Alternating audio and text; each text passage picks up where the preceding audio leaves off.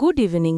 আজকের বিশেষ প্রতিবেদন আপনার সঙ্গে মানিকগঞ্জ জেলার শিবালয় উপজেলায় এক ভয়াবহ ঘটনায় এক স্কুল বাসে অগ্নিসংযোগ করা হয়েছে।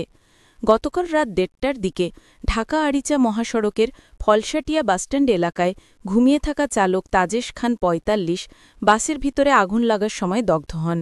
জানা যায় শহরের the Holi child school and কলেজের শিক্ষার্থীদের আনাপ নেওয়ার জন্য ব্যবহৃত বাসটি পার্কিংয়ে রাখা ছিল।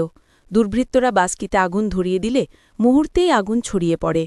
গুরুতর অবস্থায় চালককে প্রথমে ২৫০ শয্যার জেলা হাসপাতালে নেওয়া হয়, পরে উন্নত চিকিৎসার জন্য তিনি ঢাকার জাতীয় বার্ন অ্যান্ড প্লাস্টিক সার্জারি ইনস্টিটিউটে প্রেরণ হয়েছেন। বরঙ্গাইল হাইওয়ে পুলিশ দ্রুত ঘটনাস্থলে পৌঁছে গাড়ি উদ্ধার এবং আগুন নিয়ন্ত্রণে আনে। শিবালয় থানা পুলিশ ও অপর স্থানীয় সূত্র জানায়, সিসিটিভি ভিডিও বিশ্লেষণ করে অগ্নিসংযোগকারীদের শনাক্ত ও গ্রেফতারের চেষ্টা চলছে এবং এ বিষয়ে একটি মামলা প্রস্তুত করা হচ্ছে। উল্লেখ্য, এ ঘটনার ঠিক আগে সোমবার রাতে শিবালয়ে একই রূপের এক বাসেও আগুন লাগা ঘটনা ঘটেছিল, যেখানে ৯ জনকে গ্রেফতার করা হয়। আরও সংবাদ নিয়ে ফিরে আসছি। ধন্যবাদ।